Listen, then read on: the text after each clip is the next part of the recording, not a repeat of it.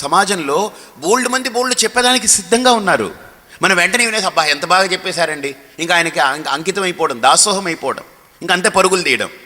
ఒక 3 ఏళ్ళు పోయిన తర్వాత నేను ఇలా అనుకోలేదండి, ఏమిటోనండి ఆ మనిషిలాగా, నిన్నెవడు అనుకోమన్నాడు, నిన్నెవడు అనుకోలేదండి అన్నాడు. ఎందుకు ఈ వెరిచేష్టలు, ఎందుకు ఈ పోకడ ఏమిటి? నేనైతే వెంటనే దాన్ని పరీక్ష చేయాలి. ఇప్పుడు ఒక చిన్న మాట, మీరు బంగారం అమ్మడానికి ఏదో పట్టుకెళ్ళారు షాపులో, మీకు తెలిసిన వాడే అనుకుందాం, కొద్దిగా తెలిసిన వాడే, జ్ఞాతుడే అనుకుందాం. అది ఇచ్చి ఏమయ్యా ఇది ఒక తులం బంగారం, ఇది తులం అంటారా, 10 గ్రాములను ఏమంటారు దాన్ని, సవర్ అంటే ఎంత, 8 గ్రాములు. ఓకే, ఇది ఒక సవరం ఉంది, ఇది ఒక 2 సవరన్స్ ఇవి, నాకు ఒక 25,000 కావాలి ఇప్పుడు అన్నారనుకోండి, వెంటనే తీసి లోపల పెట్టేసి 25,000 ఇచ్చేస్తాడా? కూర్చోమంటాడు. కాదే నేను అర్జెంటుగా వెళ్ళి కూర్చోండి, కొద్దిగా డ్రింక్ తాగండి కొద్దిగా అని కొద్దిగా డ్రింక్ తెప్పిస్తాడు. ఎందుకంటే తెలిసినవాడు కాబట్టి డ్రింక్ ఇస్తాడు. ఆ డ్రింక్ తాగేటప్పుడే వీడు గీతేస్తాడు ఇక్కడ కింద. డ్రింక్ ఇవ్వడం వాడి మీద ప్రేమకి ఒక అంశం అవ్వచ్చు బయటికి, కానీ లోపలేంటి ఆ సమయంలో గీటు పెట్టేయచ్చు అనమాట. గీటురాయి ఉంటుంది కదా, దాని మీద ఆకురాయి అంటారా దాన్ని, దాని మీద గీటు పెట్టేయచ్చు, గీటురాయి గీటు పెట్టి చూసేస్తాడు, లోపలికి పంపిస్తాడు, రే ఇట్రా అని చెప్పి ఆ రాయి ఇస్తాడు. అది వాడికి తెలుసు. కోడ్ భాషలు ఉంటాయి వాళ్ళ దగ్గర. ఆ బంగారపు షాపులో కోడ్ లాంగ్వేజెస్ ఉంటాయి. ఆ రాయి పంపగానే వాడు వచ్చి చూస్తాడు, ఇది ఇదేనండి అని అంటాడు. అప్పుడు వీడు వెంటనే ఎంత కావాలన్నావు నువ్వు అంటే, ఎంత తెలుసున్న వాడైనా మనం బంగారం ఇస్తే లోపల తీసుకుని దాన్ని ఏం పరీక్ష చేయకుండా లోపల పడేసి డబ్బులు ఇచ్చేసి పంపిస్తారా? పంపరు. ఎందుకనంటే బంగారము లాంటిదే ఇంకొకటి ఉంది ఈ లోకంలో మోసం చేయగలిగింది. అలాగనే గురువులా మోసం చేయగలిగేటువంటి వ్యవస్థలు చాలా ఉంటాయండి. అది కూడా మనం గుర్తించగలగాలి. వెంటనే ఊరికినే చెప్పాడని తలకాయ ఊపేసి అందులో దూకేయకూడదు మనం. అందుకే మా గురువు గారు అంటుంటారు, పూర్వం రోజుల్లో కింగ్డమ్స్ ఉన్నాయి, ఇప్పుడు కింగ్డమ్స్ లేవు, గురుడమ్స్ వచ్చేసాయని. ఇప్పుడంతా గురుడమ్సే. అందుకే నాకు ఎవరికి గురువు అవ్వాలనే ఇదే లేదు. నేను ఒకడికి శిష్యుణ్ణి, దయానంద స్వామి వారికి నేను శిష్యుణ్ణి. నేను ఎవరికి గురువుని కాదు, నాకేం భక్తులు లేరు. విన్నారా, విని ఆచరించండి, ఆ మార్గంలో తరించండి. ఇప్పుడు కృష్ణుడు ఎక్కడ కూడా నేను గురువుని, అర్జునుడు నాకు శిష్యుడు అని అక్కడ ఆయన ఏం ముద్ర వేసుకోలేదు, ఆయన క్లెయిమ్ చేయలేదు, ఈయన క్లెయిమ్ చేయలేదు, ఆయన క్లెయిమ్ చేయలేదు. ఆయన చేయాలనుకున్న పని చేశాడు, ఆయన దేహాన్ని పరిసమాప్తి చేశాడు, పోయాడు. ఆయన నాకు అలానే బ్రతకాలనుంది. శంకరాచార్యులు ఎక్కడ నా శిష్యులని ఆయన క్లెయిమ్ చేసుకోలేదు. పీఠాలని స్థాపించారు ఆయన, 4 పీఠాలని, చతురామ్నాయ పీఠాలని. మీరు గమనించండి, జగద్గురువులు ఎప్పుడు మనుషుల్ని క్లెయిమ్ చేయరు, వ్యవస్థల్ని సంస్కరించేసి వెళ్ళిపోతారు వాళ్ళంతే. ఈ మంది మార్బలం వీటన్నింటినీ పోగు చేసి ఇదేదో పెద్ద మనకి ఇది కావాలనేటువంటి ఇది దీంట్లో గురుత్వాన్ని చూడరు వాళ్ళు. వ్యవస్థను ఏర్పరిచి వెళ్ళిపోతారు వాళ్ళంతే. ఆ వ్యవస్థ నడుస్తూ ఉంటుంది. ఇప్పటికీ భగవద్గీత నిలబడింది ఏంటంటే 5,000 సంవత్సరాలైన కారణమైన జగద్గురు మంది మీద ఆధారపడలేదు, వ్యవస్థను ఏర్పరిచాడు. శంకరులు గతించి ఇప్పటికీ దేహం విడిచిపెట్టి ఇన్ని వందల సంవత్సరాలు అయిందనంటే గుర్తుపెట్టుకోండి, 800 BC అయింది. అంటే ఇప్పటికీ 1300 సంవత్సరాలు అయిపోయింది శంకరులు దేహాన్ని విడిచిపెట్టి. ఇన్ని సంవత్సరాలైనా శంకరులు అలా నిలబడ్డారు మన మనస్సులో అనంటే జగద్గురు మంది మీద కాదు, వ్యవస్థని ఏర్పరిచారు, వెళ్ళిపోయారు. నేను వీళ్ళందరినీ పరిశీలిస్తాను. మనం ఈ కోవకెళ్ళాలా, ఈ కోవకెళ్ళాలా, మనకి ఇది కాదు, మనకు మంది కాదు కావాలి, మనకు ఒక మది కావాలి. మధ్యలో సున్నా ఉంది కదా, అది సున్నాతో పనేం లేదు, దాన్ని తీసేస్తే ఏం మిగులుతుంది? మంది. మధ్యలో సున్నా తీసేయండి, ఏమిటి? మది. ఒక మది కావాలి. ఆ మనస్సులో మనం ఎక్కించాలనుకునేది ఎక్కించగలిగితే అది పని జరుగుతూ ఉంటుంది, అంతే బస్. మనం దర్శించేదాన్ని ఆ మనస్సులో కనుక మనం చొప్పించగలిగితే, దాన్ని అందించగలిగితే చాలు. దాన్ని అందుకోగలిగేటువంటి మనస్సు కావాలి, అంతేకాని శిష్యుడు కాదు కావాల్సింది. శిష్యుడు అంటే మళ్ళీ అక్కడ నుంచి ఈయనకి ఎన్ని ప్లాట్లు ఉన్నాయండి, ఈయన ఏం చేస్తారండి ఊర్లో, ఈయన ఎంత పెద్దవాడండి, ఇవన్నీ తయారవుతాయి మళ్ళీ మనకు. ఈ పెద్ద చిన్న, లేకపోతే ఆర్భాటం, హంగు, డబ్బు గల్లవాడా డబ్బు లేనివాడా, ఈ తారతమ్యాలు వస్తాయి. అందుకే ఇవన్నిటిని పక్కన పడేయగలిగితేనే మనం అనుకున్న వ్యవస్థని, మనం అనుకున్నటువంటి కార్యాన్ని మనం సాధించగలం. వాటిల్లో జొరబడకూడదు మనం. కానీ మనస్సు ఎంత ప్రమాదం అంటే లాగుతూ ఉంటుంది. అది అన్నిసార్లు అలా ఉండదు. మనస్సు ఎంతో మనం నచ్చజెప్పడానికి చూస్తుంది. వీడు చాలా పెద్దవాడు రా ఊర్లో, అతన్ని నువ్వు పట్టుకుంటే ఎంత అవుతుందని. మన మనస్సు ఎంత మనకు నచ్చజెప్తుందంటే మనం చెప్పిందంతా విన్నట్టుగా ఉంటుంది. కానీ మళ్ళీ వెంటనే నువ్వు చెప్పేదంతా కరెక్ట్ అనుకో, కానీ ఇది కూడా చూడ ఆలోచించి అని మనకొకటి పొడుస్తుంది అనమాట. ఆ పొడిచినప్పుడే జాగ్రత్తగా ఉండాలి, మనం పొడిపించుకోకూడదు. మన మెలకువ, మన అవేర్నెస్ ఎప్పుడు అక్కడ ఆ ప్రెజెన్స్ ఉండాలి. మనం ఎప్పుడు ఆ మెలకువతో ఉండగలగాలి. వీటికి వేటికైనా మనం ఒక్కసారి పడ్డామా ఇంకంతే, మన ట్రాక్ మారుతూ ఉంటుంది. మన దార్శనికత, మన యొక్క విజన్, మన యొక్క దృక్పథం, మనం చేయాలనుకున్న కార్యం పరిమితమైపోతుంది. పరిమితమై ఆ పరిమితత్వంలో రాగద్వేషాలు, అహంకారము, ఇవి అవి పుట్టుకొస్తాయి. సమాజం, మనుషులు దూరుతారు. వీడు వాడంటే పడదు, ఆఖరికి బురదంతా ఈ గురువు నెత్తిన పడుతుంది. వీడు ఇలా పడుంటాడు ఆఖరికి ఏ చెంచలగూడలోనో, లేకపోతే చెర్లపల్లిలోనో, లేకపోతే సెంట్రల్ జైల్లో పడుంటాడు. అతను అరే మనం అనుకున్న మిషన్ ఒకటి, ఆ కార్యం, దాని దిశగా పరుగులు తీయాలి మనం. ఈ మంది భజనకారులు ఈ పక్కనే పెట్టుకుని మా గురువు గారండి, మా గద్దండి, మా ఆయన గురువు గారు ఎంత గొప్ప అండి, ఇలాగండి చప్పట్లు కొట్టడం, మందులు, భజనలు. ఎన్ని జగద్గురువుగా ప్రకాశించినటువంటి వాళ్ళెవ్వరికీ ఇటువంటివి లేవు. ఇన్ని వేల సంవత్సరాలైనా వాళ్ళు నిలబడగలిగారంటే ఈ భజనకారులను ఎవరిని దగ్గరికి రానివారు వాళ్ళు. ఈ భజనలు ఒప్పుకోరు వాళ్ళు. మా గురువు ఇంత గొప్ప, మా గురువు అంత గొప్ప, మా గురువు ఇంత గొప్ప, మా గురువుది అంత గొప్ప, మా గురువు ఇంత గొప్ప. ఇవన్నీ ఎవరికి కావాలి? నథింగ్. ఇవన్నీ అంటే ఇవన్నీ నేను ఆలోచిస్తూ ఉంటాను, ప్రతి అడుగు, ప్రతి కోణం కూడా. అందుకే కొంతమంది అంటారు, స్వామి మీరు గదిలో ఉంటారు కదా, ఏం చేస్తుంటాను ఇవన్నీ ఆలోచిస్తూ ఉంటాను. ఇదే ఒక దార్శనికత, ఇదే ఒక విశ్లేషణ, ఒక విచారణ.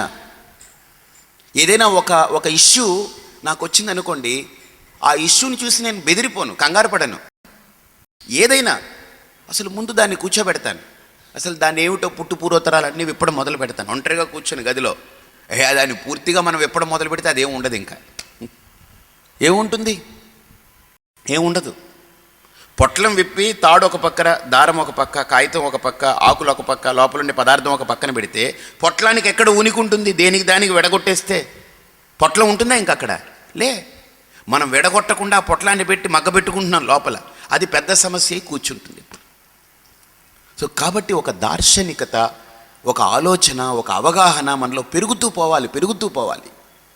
కాబట్టి ఒక పూజ అనేటువంటి ఒక ప్రక్రియని మన వాళ్ళు మనకు పరిచయం చేశారంటే ఆ పూజని విమర్శించే వాళ్ళు చాలామంది ఉన్నారా. ఏటో పూజ, ఏమిటో పెద్ద పూజ చేస్తాడట వీడు, ఏమిటి పెద్ద పూజ చేస్తాడు అని విమర్శించే వాళ్ళు ఉన్నారు. ఇంకో తెగ ఉంది, ఇంకా పూజకే జీవితం అంతా అంకితమై పడిపోయినటువంటిది. ఇది రెండూ కరెక్ట్ కాదు. విమర్శించేవాడిది ఎంత మూర్ఖత్వమో, దాన్ని అవగాహన చేసుకోకుండా జీవితం అంతా దానికి ఊడిగం చేస్తూ చేయడం కూడా అంతే మూర్ఖత్వం అవుతుంది.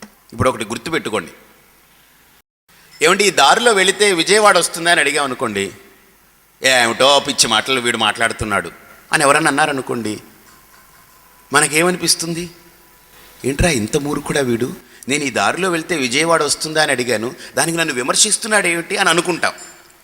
అలాగనే ఇంకొకడు ఉన్నాడు, వాడేంటంటే ఎవరిని పట్టించుకోడు, వాడు రివర్స్ డైరెక్షన్లో పోతూ ఉంటాడు. వాడు ఏమండి ఇలా పోతే విజయవాడ రాదంటే, అలా తెలుసులేవా పెద్ద నువ్వు ఎందుకు మాట్లాడడం అనుకున్నాడు, పోతూ ఉంటాడు. వాడు ఎక్కడికనంటే విజయవాడకంటాడు. ఇప్పుడు నన్ను విమర్శించిన వాడు ఎంత మూర్ఖుడో, ఇలాగ తప్పుదారిలో వాడి ఇష్టపరంగా వాడు పోతూ ఉండడం, దాని గురించి విశ్లేషణ చేయకుండా పోతూ ఉన్నవాడు వాడు ఏమంటాడు? వాడు మూర్ఖుడే. కాబట్టి ఒక పూజ అనే మన ప్రక్రియ, మన ఋషులు మనకు అందించిన ప్రక్రియని విమర్శించడం ఎంత మూర్ఖత్వమో, దాన్ని పరామర్శించకుండా, దాన్ని విశ్లేషించకుండా, దాని యొక్క వాస్తవికతను గుర్తించకుండా ఏదో అలా చేస్తూ పోతూ ఉండడం, క్రియకు పరిమితమై చేస్తూ పోతూ ఉండడం కూడా అంతే మూర్ఖత్వం. కాబట్టి విశ్లేషణ మొదలు పెట్టాలి, ఒక విచారణ రావాలి, దాని పట్ల ఒక భావుకతని మనం చూడగలగాలి. ఎంత ఒక అద్భుతమైన భావుకత. కాబట్టి ఒక పూజ అనేది ఒక భక్తుణ్ణి, పూజను కనుక ఒక భక్తుడు విచారించడం మొదలు పెడితే, పూజను కనుక విశ్లేషించుకోవడం మొదలు పెడితే, పూజలో చేసే ప్రతి ప్రక్రియని కనుక ప్రశ్నించడం మొదలు పెడితే, ఇక ఆ భక్తుడు హీఈస్ నో మోర్ సింపుల్ భక్త, హీఈస్ ట్రాన్స్ఫార్మ్డ్ ఇంటూ సాధక. వాడు సింపుల్ భక్తుడు కాడిప్పుడు, వాడు ఒక సాధకుడయ్యాడు. వాడు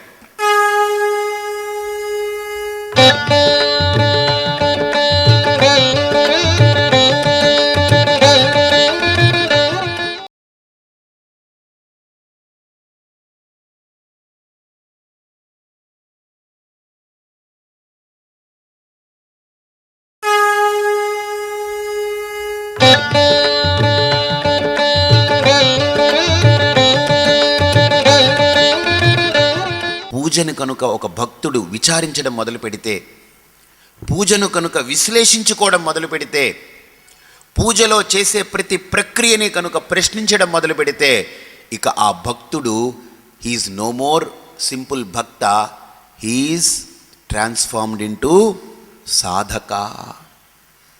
వాడు సింపుల్ భక్తుడు కాడిప్పుడు, వాడు ఒక సాధకుడయ్యాడు. వాడు సాధకుడు అంటే ఎవరని చెప్పాను ఇందాక? చోదకుడు అంటే అన్వేషకుడు, అన్వేషించేవాడు అవుతున్నాడు. మీరు బాగా చూడండి, ఆ అన్వేషణలోనే మనకు వాస్తవికతలు బయటపడతాయి. ఆ పూజ చేస్తున్నప్పుడు, అన్వేషించినప్పుడు పడే వాస్తవికత ఏమిటి తెలుసా? పూజ గదే దేవుడి గది కాదు, ఈ ప్రకృతే దేవుడి యొక్క మందిరం. పూజ గదిలో ఉండే ప్రతిదీ దైవానికి చెందినదని ఎలా అనుకుంటున్నానో, అలాగనే ఈ ప్రకృతిలో ఉన్న సమస్తము దైవానికి చెందినది. ఈశావాస్యమిదం సర్వం. ఒక చెట్టు, పుట్ట, గుట్ట, మట్టి, కొండ, నీళ్లు, వాగు, వంక అన్నీ ప్రతిదీ భగవంతుడే కాదా? ప్రతిదీ భగవంతుడని గుర్తించింది కాబట్టి హిందూ ధర్మంలో ఒక గొప్ప సూత్రం ఏంటనంటే, 4/6 గదిలో అన్నింటినీ దేవుడిగా గుర్తిస్తాం. ఈ ప్రకృతిలో చెట్టుని పూజిస్తాం, బయట పుట్టని పూజిస్తాం. పుట్టను పూజించట్లే, నాగేంద్రుడని పుట్టలో పాలు పోయట్లే.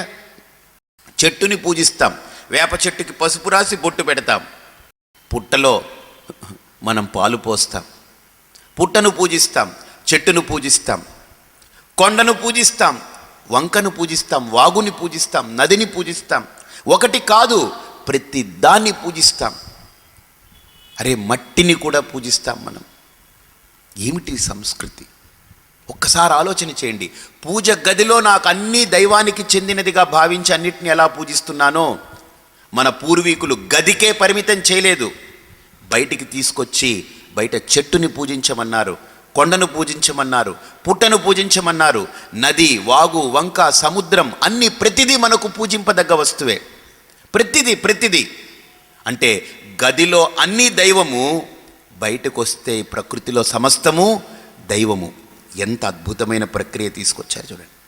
ఇప్పుడు ఒక భక్తుడు గదిలో మాత్రమే పరిమితమై ఉన్నవాడు ఎప్పుడైతే తను చేసే ఆ పూజను ప్రశ్నించడం మొదలుపెట్టాడో, వాడు ప్రకృతిలో అడుగుపెట్టి ప్రతిదాన్ని పూజించడం మొదలు పెడతాడు. అక్కడ సాధకుడు మొదలవుతాడు, అక్కడ ఒక చోదకుడు మొదలవుతున్నాడు. అయితే ఈ పూజ చేసేటువంటి ఈ ప్రక్రియలో మనం చెప్పుకున్నాం, దేన్ని పూజిస్తున్నాము అనంటే, ఈ అర్చన అనేటువంటి విధానంలో హిందూ ధర్మంలో ఒక విగ్రహాన్ని పెట్టుకున్నా, లేదు ఒక పంచలోహాన్ని పెట్టుకున్నా, ఒక రాయిని పెట్టుకున్నా, లేదు ఒక అట్టముక్క మీద రంగు పంచవర్ణాల రంగుని ముద్రించి దాని ఒక కృష్ణుడుగానో రాముడుగానో ఒక ఫోటో పెట్టుకున్నా, ఒక కాగితం ముక్క పెట్టుకున్నా, ఇవన్నీ ఎక్కడి నుంచి వచ్చాయి? పృథివికి సంకేతం, భూమి నుంచి పుట్టింది. కాబట్టి నేను పూజించేటువంటి భగవంతుడు భూమికి నిదర్శనం, భూమికి సంకేతం. భూమికి సంకేతంగా ఉన్న భగవంతుణ్ణి దేనితో పూజిస్తున్నాను? భూమిలో నుంచి పుట్టిన పువ్వులతో పూజిస్తున్నాను, అక్షతలతో పూజిస్తున్నాను, ధూపంతో, ఆయనకి దీపంతో, నైవేద్యము, ఇవన్నీ భూమి నుంచి వచ్చిందే. నైవేద్యం అంటే ఒక పండు పెట్టారనుకోండి, అది ఎక్కడి నుంచి వచ్చింది? భూమి నుంచి. అక్షతలతో పూజిస్తున్నారు, అది ఎక్కడి నుంచి? భూమి నుండి. పుష్పాలతో, పత్రాలతో పూజిస్తున్నారు, భూమి నుండి. ధూపం ఉందనుకోండి, అగరవత్తి, అది ఎక్కడి నుంచి వచ్చింది? భూమి నుండి తీసింది. దీపం ఎక్కడి నుండి? భూమి నుండే. ఒత్తి భూమి నుండి పుట్టింది. నూనె భూమి నుండి పుట్టినటువంటి గింజల్ని పిండి తీసినటువంటి తైలం. అగ్గిపుల్ల భూమి, ప్రమిద భూమి. మీరు చూడండి, పూజలో అర్చనలో వాడే ప్రతిదీ భూమికి సంబంధించిన అంశాలని వాడుతున్నాం. అంటే ఒక హిందువు ఒక గదిలో పూజ చేస్తున్నాడు అని అంటే ఏదో కనపడని దేవుణ్ణి కాదు పూజించేది హిందూ, కనిపించి తనని నిరంతరం కాపాడుకునే భూమిని దేవుడిగా భావించి పూజిస్తున్నాడు హిందువు. పంచభూతాల్లో తనకు రక్షణగా నిలబడి తనకు సమస్తాన్ని సమర్పించేటువంటి భూమాతని అక్కడ దైవంగా మలుచుకుని ఆ దైవానికి భూమి నుండి పుట్టిన పదార్థాలతో పూజ చేస్తూ తన యొక్క అభిమానాన్ని వ్యక్తపరుచుకుంటున్నాడు అక్కడ. ఎంత గొప్ప దార్శనికత ఇది. ఆ పూజ ఇంట్లో జరిగిందనంటే గుర్తుపెట్టుకోండి, ఏ ఇంట ఆ పూజ జరుగుతూ ఉందో ఆ ఇంట పంచభూతాలలో భూమిని మనం ఎప్పుడు ఆరాధిస్తున్నామని అర్థం. పూజలు తీసిపడేవా, ఆ పూజలు లేవు, విగ్రహాలు లేవు, దేవుడు లేవు, దెయ్యం లేవు, తీసిపడే అన్నారు అని అంటే వాళ్ళకి భూమి అక్కరలేదు అని అర్థం. పంచభూతాల్లో భూమిని ధిక్కరిస్తున్నానని అర్థం. మన ఋషుల యొక్క సిద్ధాంతాలని, మన ఋషులు మనకు బోధించిన మార్గాలని మనం వక్ర మార్గంలో అర్థం చేసుకుని సమాజాన్ని కూడా వక్ర మార్గంలోకి మలచాలనుకోవడం పొరపాటు. ఎందుకంటే వాళ్ళు తెలివి తక్కువ వాళ్ళు కాదు పెట్టింది మనకు. ఇప్పుడు పంచభూతాల్లో రెండవది అభిషేకం. జలం ఉంది కదా, ఆకాశం, వాయు, అగ్ని, నీళ్లు, భూమి, అవునా కదా? వరుస క్రమం ఇది, నేను చెప్తాను ఇది. ఈ వరుస క్రమంలో ఆకాశం మొదటిది, వాయు, అగ్ని, నీరు, భూమి. అసలు ఇది పుట్టుక కూడా ఎలా పుట్టిందో మీకు చెప్తాను, మీ శరీరం నుంచే చెప్తాను నేను. మీ శరీరమే దానికి కారణం. ఇప్పుడు కడుపులో ఖాళీగా ఉంది కదా, ఏమీ లేదు, ఉదయాన్నే మీరు వాకింగ్కి వెళ్తారు, జాగింగ్ చేస్తారు. ఖాళీగా ఉండడం అంటే ఏమని అర్థం? ఖాళీ అంటే ఏంటి? స్పేస్. లోపల ఖాళీ ఉంది కదా, ఖాళీ అంటే ఏంటి? స్పేస్. స్పేస్ అంటే ఏంటి? ఆకాశం.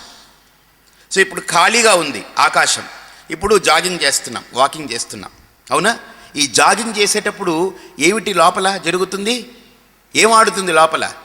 గాలి ఆడుతుంది, శ్వాస. అంటే ఆకాశాద్ వాయు, ఆకాశంలో వాయువు పుట్టింది. ఖాళీగా ఉంటేనే గాలి ఆడుతుంది. కానీ కొంతమంది తింటారు, గాలి ఆడట్లేదండి బాబు, ఉబ్బసం కింద ఉంది, గాలి చాలా ఇబ్బందిగా. అంటే వీడు గాలిని కూడా లోపలికి వెళ్ళనివ్వనట్టుగా నాకు అప్పుడప్పుడు అనిపించేది, వీడు అన్నం మెతుకులు నోట్లో కాదు ముక్కులో కూడా దోపేసుకున్నాడేమో, సందు ఇవ్వకుండా తినేశాడని. కాబట్టి గాలి ఆడాలి అంటే ఖాళీ ఉండాలి. ఖాళీగా ఉంటే గాలి, ఎంటీ స్పేస్ ఉంటే అక్కడ గాలి, శ్వాస. ఆకాశము నుండి వాయు. ఇప్పుడు మీరు వాకింగ్ చేశారు కదా, జాగింగ్ చేశారు, ఈ గాలి ఆడింది బాగా, ఈ ప్రాణం బాగా, ఊపిరి బాగా పీల్చుకోవడం, విడిచిపెట్టడం. అయితే ఈ గాలి ఆడుతుంది కదా, ఈ గాలి ఆడే వేగాన్ని బట్టి శరీరంలో కూడా వేడి పుడుతుంది. వాయోరగ్ని. జాగింగ్ చేసి వచ్చామనుకోండి, వేడెక్కుతుందా లేదా శరీరం? వాయువు నుండి అగ్ని. ఇప్పుడు అగ్ని పుట్టింది కదా, ఒళ్ళంతా వేడెక్కింది కదా, అగ్నేరాపహ. అక్కడి నుంచి చెమట బిందువులు వస్తాయి, అవునా కదా? చెమట బిందువులు, శ్వేద బిందువులు. వేడి వల్ల చెమట. అంతేగా, మీరు ఇప్పుడు స్టీమ్ పెట్టుకున్నారనుకోండి, స్టీమ్ పెడితే చెమట వస్తుంది. వేడి ఎక్కడ తగిలితే అక్కడ చెమట వస్తుంది. కాబట్టి నీళ్ళు ఎక్కడి నుంచి వస్తాయి? ఎక్కడ అగ్ని ఉంటే, ఉష్ణం ఉంటే అక్కడి నుంచి నీళ్లు పుడుతున్నాయి. ఉష్ణం ఎప్పుడు వస్తుంది? ఎక్కడైతే గాలి తీవ్రంగా ఆడుతుందో అక్కడ ఉష్ణం పుడుతుంది. ఎప్పుడు గాలి తీవ్రంగా ఆడుతుంది? ఖాళీగా ఉంటే గాలి యొక్క సంచారం ఉంటుంది. కాబట్టి ఆకాశం నుండి గాలి, గాలి వల్ల నిప్పు, నిప్పు నుండి నీరు. ఇప్పుడు ఒళ్ళంతా చెమట పట్టింది. ఇప్పుడు ఈ చెమటని మీరు తుడుచుకోకుండా వదిలేయండి. అలా ఆరిపోయింది అనుకోండి శరీరంలో, మీరు మామూలుగా కూర్చొని ఇలా ఇలా అన్నారనుకోండి, ఏమొస్తాయి? మట్టి. అభ్య పృథివీ. పంచభూతాలు ఎక్కడున్నాయి? నాలోనే ఉన్నాయి. నాలోనే కాదు, అసలు నేను అనేదంతా పంచభూతాలే. ఇందులో ఉండేవన్నీ పంచభూతాలే. 5 పార్ట్నర్స్ పనిచేస్తున్నారు ఇక్కడ. ఎవడికి ఎప్పుడు ఏ దివాలా ఎత్తిపోయాడంటే అయిపోయాయి, మిగతా 4 పారిపోతారు అంతే. ఒక్కడు దివాలా ఎత్తి పారిపోతే అందరూ పారిపోతారు అంతే. ఇందులో ఒక్కడు దెబ్బేస్తే చాలు, మొత్తం అందరూ పారిపోతారు, ఎవరి దారిన వాళ్ళు. ఆలోచన చేయండి, ఎంతో ఒక ప్రక్రియ ఇది. ఇది పాంచభౌతిక దేహం అని అంటున్నాం. కాబట్టి ఇందులో ఆకాశం నుండి గాలి, గాలి నుండి నిప్పు, నిప్పు నుండి నీరు, నీటి నుండి నేల. కాబట్టి పృథివిని మనం పూజతో భూతత్వాన్ని ఆరాధిస్తున్నాం. మనం మూర్ఖులం కాదు, మనం రాయిని పూజించట్లే, భూమాతను మనం ఆరాధిస్తున్నాం. అమ్మా, నువ్వే కదా నాకు రక్షణ ఇస్తున్నావు, నీ మీద నేను నిలబడున్నాను, నువ్వే నాకు ఆధారం, నాకు పోషణ, నాకు గతి, నాకు మతి, సమస్తం నువ్వే, అందుకని ఆరాధిస్తున్నాం ఇంట్లో పెట్టుకొని. ఇప్పుడు భూమిని ఆరాధించాం అర్చన ద్వారా, ఇప్పుడు జలాన్ని ఎలా ఆరాధిస్తాం మనం? అందుకే హిందువుల యొక్క విలక్షణమైన ప్రక్రియలో రెండో భాగం అభిషేకం. అర్థమైందా? ఈ అభిషేకంతో మనం ఆ జలం అనేటువంటి దేవతను ఆరాధిస్తున్నాం. పంచభూతాల్లో నాలుగోదైనటువంటి జల దేవతను, ఆ వరుణ దేవతను మనం అభిషేకంతో ఆరాధన చేస్తున్నాం. కాబట్టి మన ఆరాధన ప్రక్రియలో ఈ అభిషేకం అనేటువంటిది ఎంత గొప్పదో, దాని యొక్క విశిష్టత ఏమిటో తెలుసుకుంటాం. హరి ఓం తత్సత్.